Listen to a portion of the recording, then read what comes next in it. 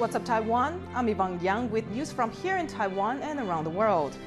Japan is one of the closest countries to Taiwan, leading many to speculate how it will react to a conflict in the Taiwan Strait. War games conducted in the U.S. show that Japan is one of the most important factors in Taiwan winning the war with China. Hamilton explains. Japanese soldiers are learning how to deploy a U.S. missile defense system. Japan has been increasing its defense spending in recent years as risks to the country's security rapidly increase. North Korea's continued weapons tests, as well as Russia's and China's heightened military presence in the region, are worrying Japanese officials. But it's China's hostile actions around Taiwan that are the main cause of concern for Japan, which fears a possible direct conflict with Beijing. So Taiwan is an important country for Japan's security. For example, the Japanese leaders have been repeatedly stressing that the Taiwan Strait crisis is closely linked to the security of Japan. For example, late Prime Minister Shinzo Abe stated that contingency concerning Taiwan would be also an emergency for Japan. At its closest point, Taiwan is just 160 kilometers away from Japan's outlying islands. That makes Japan all the more important in a potential Taiwan-China conflict. In a recent war game led by the US-based Center for Strategic and International Studies, participants found that Taiwan would be able to fend off a Chinese invasion, but only with the US using its bases in Japan. And the reason is that this is the only way that US fighter attack aircraft can get into the fight. They have to be stationed in Okinawa, for example, or in southern Japan because of their range. If the United States can't use its bases in Japan, then it has to base those aircraft maybe on Guam, which is really too far for their range.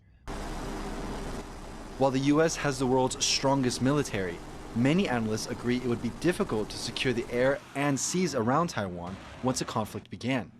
In the majority of the war game scenarios, the US lost 2 of its advanced aircraft carriers and hundreds of aircraft to control the skies above Taiwan. The games assumed the US would participate in a Taiwan-China conflict, but whether Japan will get involved is less clear. Analysts say it may be a case of self-defense. Now, during the gameplay, what came out was that in 19 of the 25 game iterations, the Chinese did attack these military bases, and the Japanese did come into the war. And I think one of the things that made it so striking was the notion that Japanese involvement would not be a decision that the Japanese would be allowed to make, but it would be determined by the Chinese in the United States.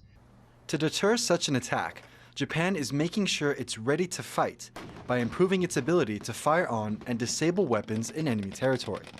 This includes purchasing more than 400 Tomahawk missiles from the US. These can strike targets on land and warships sailing near its borders. So I think there's this sense of concern as China grows its military capabilities, that Japan can't just sit idle and wait for Taiwan to get taken by China. By building up its defense, Japan hopes to help prevent a regional conflict from starting in the first place. Howard Zhang and Hamilton for TaiwanPlus. Chip giant TSMC struck an optimistic note at its annual shareholders meeting this week. That's despite a global tech slump. Chairman Mark Liu discussed the company's performance in 2022 and gave updates on future plans. Joyson has the details. Shareholders of the world's largest contract chip maker gather at its headquarters in Taiwan's northern Hsinchu city. TSMC single-handedly makes the vast majority of the world's most advanced semiconductors. These tiny components power everything, from smartphones to electric cars, and account for about 15% of Taiwan's GDP. TSMC reported its revenue increased 33.5% in 2022, marking its 13th straight year of record gains. That's despite an industry slump as consumers spend less on electronics. The company's chairman, Mark Liu, told reporters after the meeting he expects this number to fall by about 10% for the first half of this year. But that isn't stopping the chip giant from going after new technologies. 2奈米现在还在研发之中不过现在看起来大致都能达到我们原来的进程。所以我们对这个 technology 觉得是非常有信心。 Liu was referring to the company's most advanced production process. The name of the game for the chip industry is figuring out how to squeeze more transistors onto smaller pieces, essentially packing on performance. So-called advanced chips refer to 12-nanometer ones or smaller. The company is now racing against its main rivals Intel and Samsung to roll out the 2-nanometer process, which it says will be ready by 2025. Liu also signaled that talks to build the company's first European factory or fab in Dresden, Germany are going well. TSMC has been steadily expanding its footprint overseas. It's already invested $8.6 billion to construct a plant in Japan's Kumamoto city and $40 billion into 2 facilities in the U.S. state of Arizona. And in addition to the possible fab in Germany, it's also mulling a second Japan plant. Such expansions could give the already dominant TSMC yet another competitive advantage. That diversification of supply is needed because the risk of not only China, but actually any event in like earthquake or drought or you name it is reduced. TSMC is going to become a real multinational, which is unheard of for such company. But Liu said TSMC's most advanced chips would still only be made in Taiwan. That chip is set to power the latest tech like AI from the likes of Apple and Nvidia. As devices become smarter and more connected, semiconductors and their makers like TSMC are set to be the bedrock for the modern digital economy.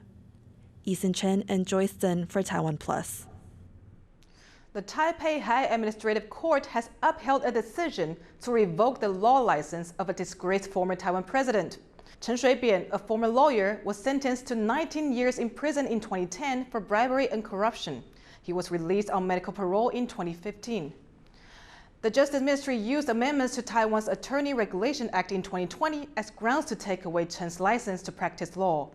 The latest court verdict can be appealed. A legal case has been launched against democracy activist Wang Dan, accusing him of attempted sexual assault in 2014. Leslie Liao reports. The first legal case of what's being called Taiwan's MeToo movement.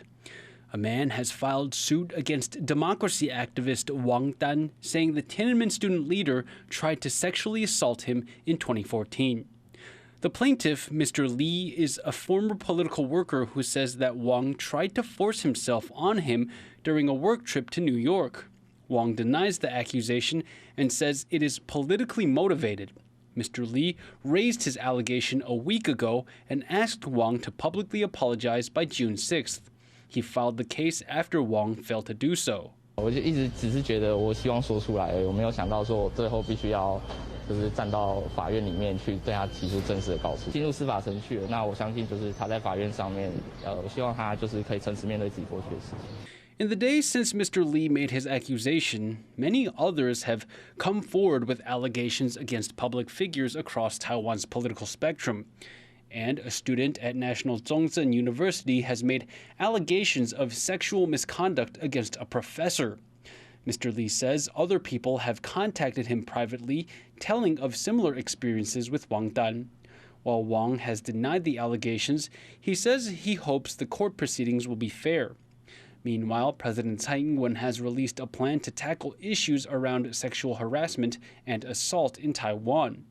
So regardless of the outcome of Wang Dan's case, it seems like Taiwan society is facing a reckoning for past incidents of sexual abuse. Leon Lin, Leslie Liao, Sam Robbins for TaiwanPlus.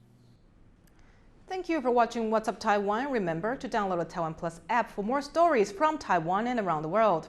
Finally, today we leave you with images of masterpieces from the Capodimonte Museum on display at the Louvre in Paris. I'm Yvonne Yang. Take care and see you next time.